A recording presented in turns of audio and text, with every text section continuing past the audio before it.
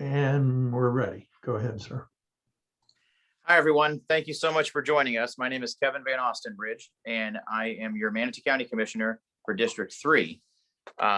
With me today is Steve Lichtauer and Jake Sauer, and we're going to host this virtual town hall. We did one last year during the peak of the pandemic, and more than 300 people ended up attending those workshops. So that was a sign to us that a quick Zoom meeting is a lot easier to coordinate and have people attend than it is to have people take time out of their day and drive somewhere to a town hall. So this is the format that we're going to start using. So again, welcome to everybody that has joined us. And as people continue to join, Steve Lichtauer is with us. He is our emergency management chief, and Jake Sauer is our public safety director. Together, they have more than 50 years of combined service for Manatee County. Many, if not most, newer homes in our area were built to stronger storm standards, right? Most people would say after Hurricane Andrew in 1992, the standards went up. And Steve is going to tell you how you can find out if your home is safe enough to shelter in place, because it's always easier to stay at home where you have all your conveniences and you're more comfortable to stay home if you can, and if it's safe to do so. And also it keeps you off of the roads if you're able to do that. So if your home is strong enough to withstand strong winds, that's when you would want to shelter in place, but you also might be living in an evacuation zone. So Jake and Steve will be giving suggestions on where to find safer ground if you're not able to stay home. And if an evacuation notice goes out, some shelters may open up for the public, but as always, keep in mind a shelter should be your last resort. And if you're not able to stay with friends or family or find temporary lodging, during the evacuation period, then you would go to a shelter as a last resort. I've heard Steve say a couple times that a shelter is a lifeboat. It's not a cruise ship. So there are not a lot of amenities and luxuries at a shelter. But with that, I'll turn things over to Jake Sauer and Steve Lichtauer. They're going to do a 20-minute presentation, after which I'll take some Q&A. All right, thank you, Commissioner. I'm Jake Sauer, Director of Public Safety for Manatee County.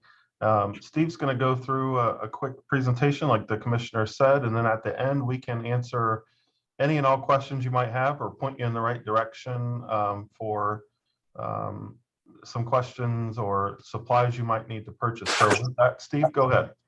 All right, thank you, Director. Thank you, Commissioner. If you were on earlier, this session is being recorded and can be viewed later. So if you'd like to share it with your family and friends, we encourage you to do so. So I'm Steve Lichtauer, Chief Emergency Management. What I'm going to do is I'll talk rather quickly because everything contained in my presentation will either be recorded or is contained in our Hurricane Disaster Guide.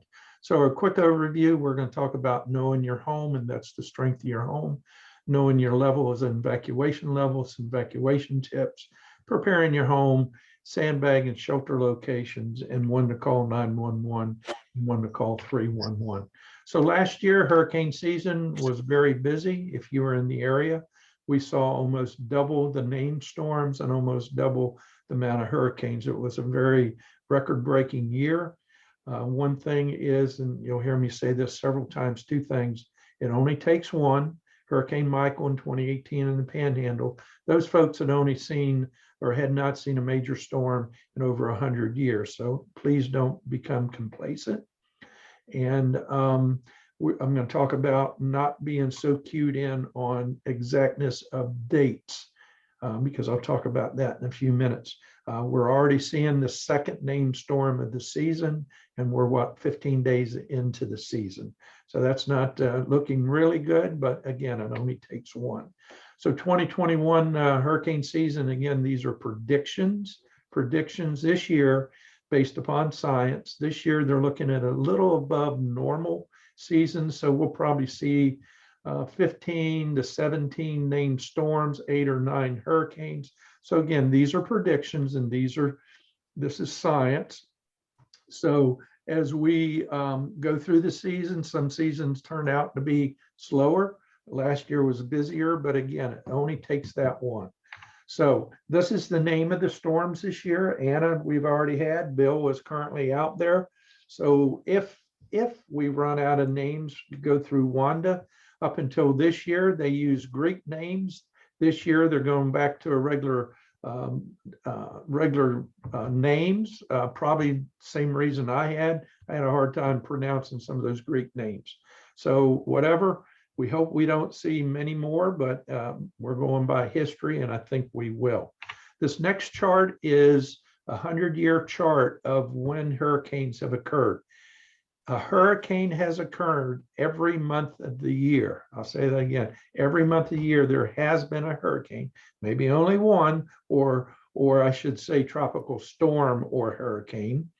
Season is June 1st through the end of November. Looking at this chart, major storms or major quantities become between mid-August and mid-October. So about a 2 months bracket there in the center, but again, it only takes one.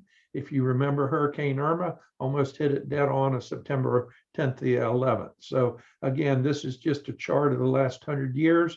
But if you lived in Manatee County, like the commissioner, myself, and the director all our lives, I worry more about that unannounced, no-name storm, that 23 inches of rain like we saw in 2017, that does more damage here locally than we have seen in some of the major storms. So again, it only takes one, but remember, a good afternoon thunder shower can be devastating to the area.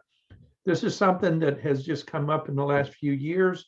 They've done research and have found some of the major storms, including Michael in 2018, went from what I call an afternoon rainstorm to category 4 or 5 in 3 days or less. That's why we want you to have a plan now. That's why we want you to have a kit now. That's why we want you to know your home, know your level, and know if you're going to go, and if so, where, because in 3 days or less, that's too short a time to try to put all that together. Our 2021 hurricane guides have just recently came in. They're available at county libraries. They're available at the administration building. If you live in an HOA, a condo association, something like that, we can arrange for the pickup of by the hundreds. Otherwise, they're available at the libraries and administration building. Or I will be saying throughout the presentation, just remember mymanatee.org. Again, that's mymanatee.org. The rest of the link you can use, or if you do mymanatee.org in a search bar, put in hurricane guides or disaster guides, it will take you directly to electronic copy. This year is a little different only by design. It's a booklet instead of a fold out, but all the same evacuation levels, all the same map, all the same phone numbers, etc., just in a little different format. We used to say, be prepared for 3 to 5 days. Now we're recommending 7 to 10 days. And what we're recommending doing is having a disaster kit. I used to call it hurricane kit. Now we call it disaster kit, because we think back the end of April, we had an F1 tornado hit IMG Country Club. We had the Piney Point incident that we evacuated people for. So you always need this kit and be ready, whether it's hurricane season or not. I jokingly say, if you're from up north, it's the same one you had in your basement for a blizzard, other than a snow shovel and a winter coat, but changes of clothes, beddings, personal hygiene, prescriptions. We recommend taking your prescription bottle with you. That way, if your home's destroyed, the doctor's office is destroyed, the pharmacy's destroyed, you have proof of what your medicines were. And they saw that in Hurricane Michael. We're still recommending gloves and hand sanitizers, just a good measure, but those are optional to keep in your kit. One of the things we remind you of, if you do, put a can opener in, because a lot of baked beans, chili, beef stew, or whatever comes in a can doesn't have pop tops, and you may not have electricity. Talking about canned goods, what a suggestion would be, come the end of November, 1st of December, if you haven't eaten that can of baked beans or chili or beef stew or Spam or whatever it is you have in your kit, and you can afford, why not what I call regift it? Regift it to a food drive. Churches, clubs, the libraries, on and on, have food drives in November and December for the holidays. So if you can afford to regift it to a food drive, that's great. If you do need it, that's great too, but try to think about re-gifting what's in your kit. What else do we have to worry about is I call them our wee little ones.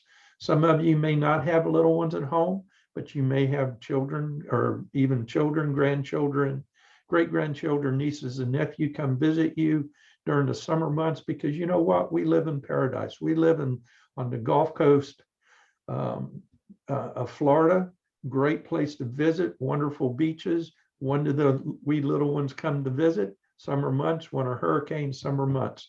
So think about having board games, crayons, coloring books, and so forth, stuffed animals for the wee little ones, and of course, healthy foods, healthy snacks for the wee little ones. Who else do we have to worry about for? I call them our fur babies. Many of us have animals that we consider our children. We have to have water for them. We have to have their medication. We have to have their shot records. So have that for your fur babies. If you are going to evacuate or go somewhere, have a crate or a carrier that animal can turn around and stand up in. Suggest to take a picture of you and your animal. That way, if you are in an area and you two get separated, you have proof of which animal is you. So make sure you tend to your fur babies. As we opened up, or Commissioner opening up, knowing your home, Manatee County has some excellent building codes.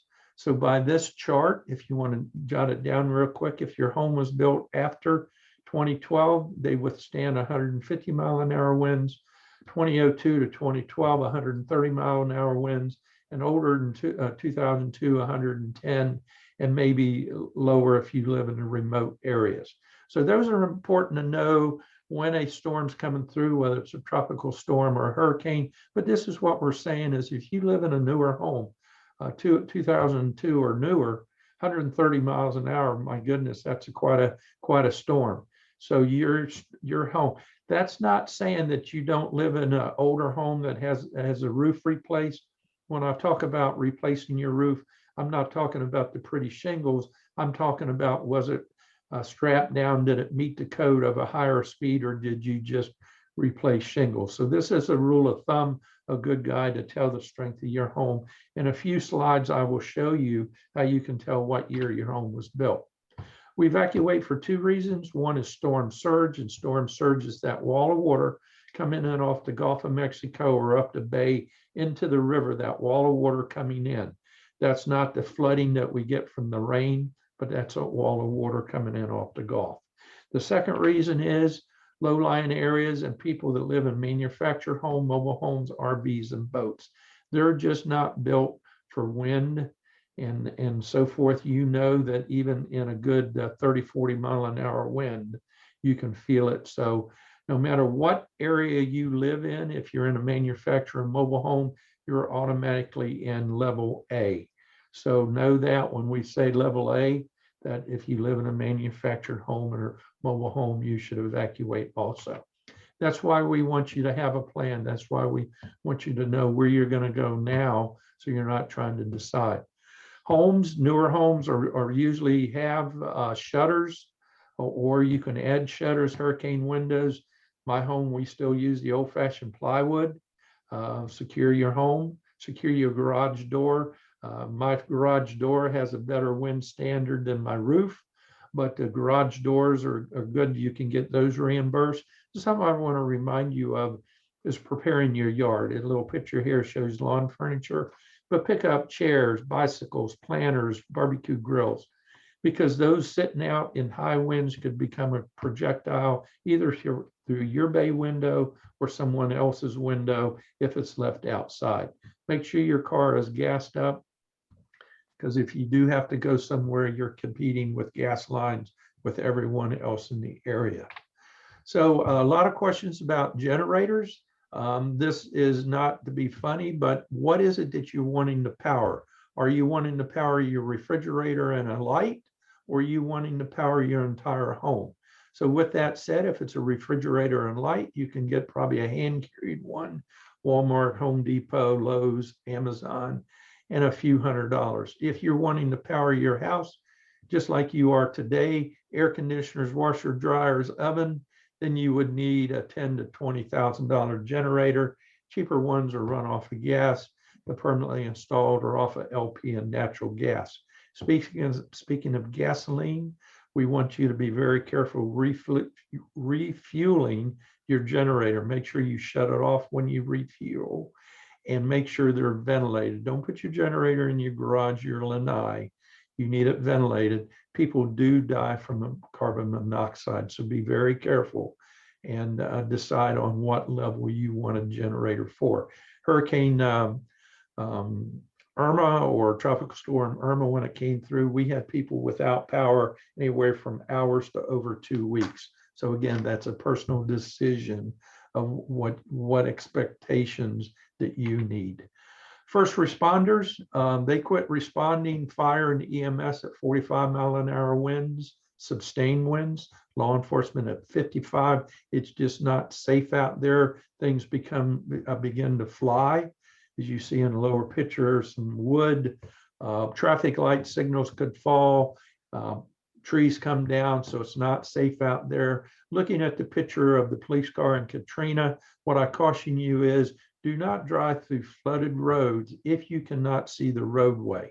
If you can't see the roadway, you don't know where a ditch is. You don't know whether it's washed out or not. So be very, very careful driving in any kind of flooded area. The other thing I caution about in flooded roads is we do have some localized flooding. There is not anywhere that if they get large amount of water in a short period of time, you won't see localized flooding. So be very careful.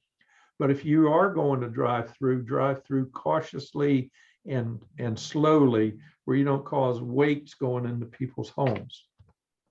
Knowing your level, that's what evacuation level you live in. Shelter and sandbag locations, again, mymanatee.org.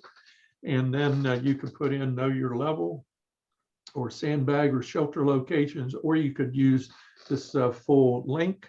I'm going to show you an example of know your level. If you entered that, see it down at the bottom, enter your address. You can put enter an address.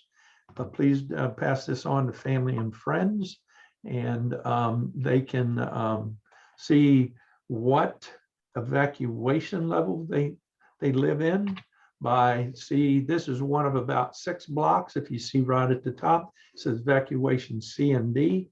And the reason for 2 areas, it's the large piece of property.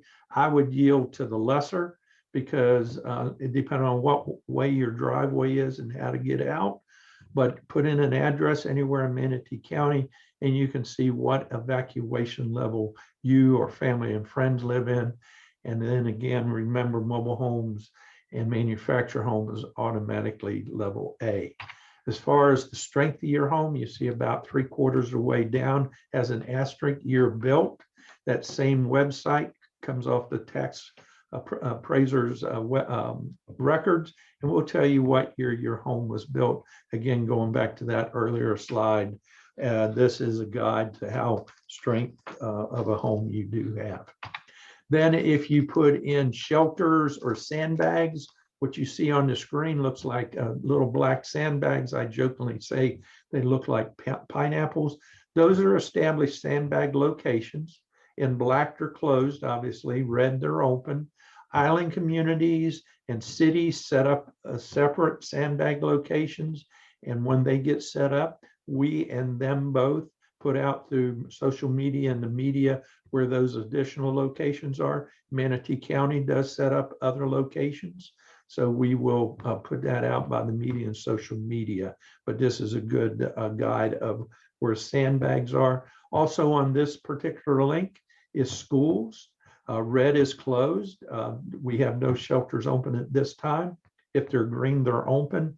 I'm going to say a couple of things about shelters, and I'll say the first part twice. All shelters are schools, but not all schools are shelters. I'll say it again. All shelters are schools, but not all schools are shelters. So there's 57 to 60 schools. We have 25 shelters.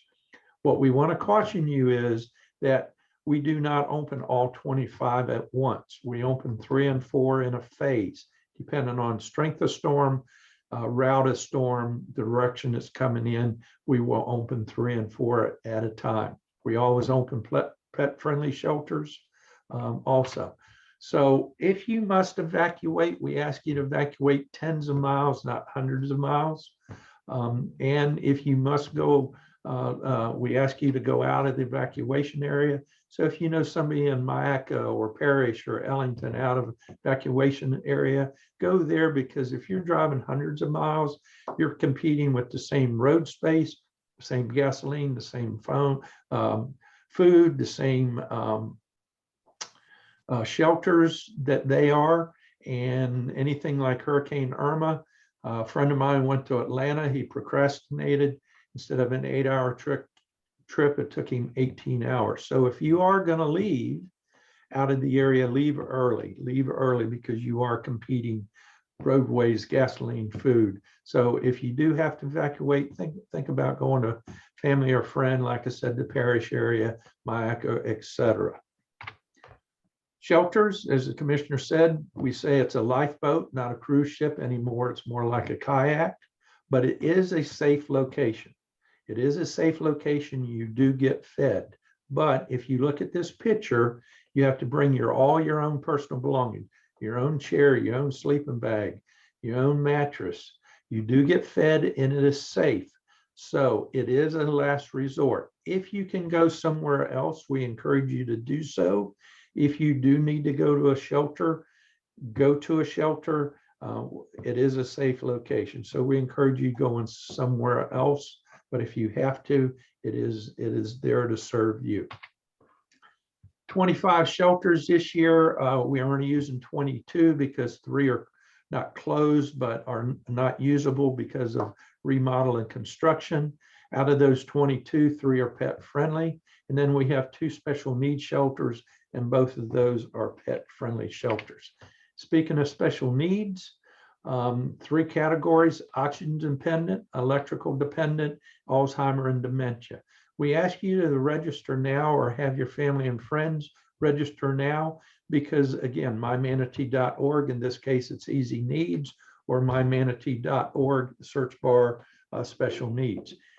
We ask you to register now, because that way we know, in this case, how many cots we need, how many nurses we need, how much oxygen we need, because we need to be prepared for y'all to come, a family or friend or one of you. But we encourage you to sign up for special needs if you meet one of these 3 criteria. Alert Manatee and Manatee Ready is a new concept, been on about 2 years now. Alert Manatee replaces Code Red, and Manatee Ready is short text messages, but Alert Manatee is notifications directly from us. If you watch TV, a lot of times you may be watching a Tampa or St. Pete news network.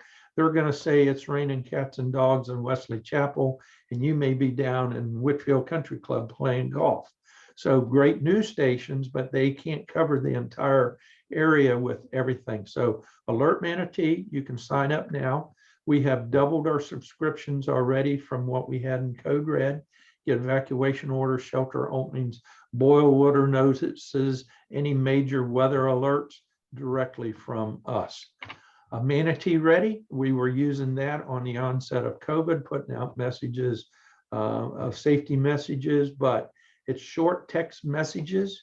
If you text the word Manatee Ready, all one word, to 888-777, you'll sign up to get these general information throughout the year, whatever's going on. So we encourage you to sign up for both of those. CERT, Community Emergency Response Teams, are community-based teams of civilians that have been trained in classes. Classes normally is around 25 hours. The best description and short description, CERT teams are like neighborhood watch teams, but for us in emergency management. They're trained to what to do in a disaster and what not to do. But there are eyes and ears. We currently have, I believe it's 7 teams, but we're trying to get it to grow. So watch the media and social media of other classes, or check your neighborhood and see if they have a CERT team. But again, it's neighborhood volunteers being our eyes and ears, helping us in disasters. As always, we're on Facebook, Twitter, out there on social media. And what I said about 911, 911 is designed for emergencies, accidents, medical needs, fires and things like that. 311 is for general questions. Any given day, if you have a question about county government, utilities, you can call 311. But during a storm, onset of the storm, we ask you for general questions to call 311, sandbag locations, shelter locations, evacuation levels, and et cetera. And 911 for true emergency. So please call 911 only in emergencies. This is my contact information, my email and my phone number. Like I said, if you live in a HOA housing, a community, a mobile home park, and want guides by the hundreds, shoot me an email or give us a call. We'll arrange a pickup of that. And at this time, I'll turn it back over to the director and the commissioner for any questions. Great. Thank you very much, Steve. I don't have any questions for you. I've heard your presentation about 4 times now, so I don't have any questions for you. Why don't we go to Jake, and then we'll open it up for questions from residents after Jake concludes his presentation. Jake Sauer, Director of Public Safety, go ahead. I was muted. Thank you, Steve, for that presentation. I just want to talk a little bit about what happens after a storm. Here at Manatee County, we've been very lucky. We've not had a direct hit from a large hurricane. We do pretty good at preparing for hurricanes. But after a hurricane, there's some things to expect that I just want to remind everybody about, and that is some of the things we take for granted won't be available initially right after a landfall of a hurricane, and that is cell phone service, electricity, power to your home, air conditioning, and type things like that. So the cell phone grid is expected after a direct hit or a landfall of a hurricane, should we have one, that will not be working. So we encourage you to make a plan, and when you do make a plan, make sure that your friends and family outside of the area knows where you're going and how to get a hold of you after a landfall of a hurricane. Communication after a hurricane landfall is sometimes non-existent for quite a while. Electricity to the grid after a direct landfall is also disrupted. And you can expect to be without electricity for at least a week, if not more, after a landfall of a hurricane in our area. Some of the areas will be inaccessible or uninhabitable, such as the island, those in Commissioner Van Ostenbridge district, though close to the water. Some of that area could be damaged enough that the sheriff's office, local law enforcement will have to block off those neighborhoods to ensure that we don't have any looting for those that live in those areas. So always take your ID so that you can get back into your area after a landfall of a hurricane. And as I said, some of the things that we take for granted every day, such as air conditioning, electric, and cell phones, will not be operable after a direct landfall. However, you should charge up your cell phones so that you can use those once those come back online. With that, we can take any questions anybody might have. So as we open it up to questions, Jake, I would just remind everybody that, there's a town hall on hurricane preparedness. And so if we could keep questions focused on that specific subject, and whether it be, concerned about your pets or shelters, or, whether your home is safe to stay in or not, but let's try and keep on subject with the questions. Barbara is asking, is there a way to force hotels to waive no pet rules during hurricanes? Steve, you wanna take that? You're muted. There we go. That would be a hard thing. I guess we could discuss whether that would be able to be done on a local level or a state level. I do know more and more hotels, as I travel, are becoming more and more pet friendly. And you're bring up a very good thing. It is a lot of people, as I call them, we have our fur babies and are very close to us. So other than a local governance, that would have to come from the state. So maybe the commissioner might have some suggestion there. Steve, how many pet friendly shelters were there? Were there 3? Yes, sir. We have 3 at this time, and the capacity of those 3, just off the top of my head, I'm going to look real quick. I would think those 3 all added together are multiple thousands of space for those 3.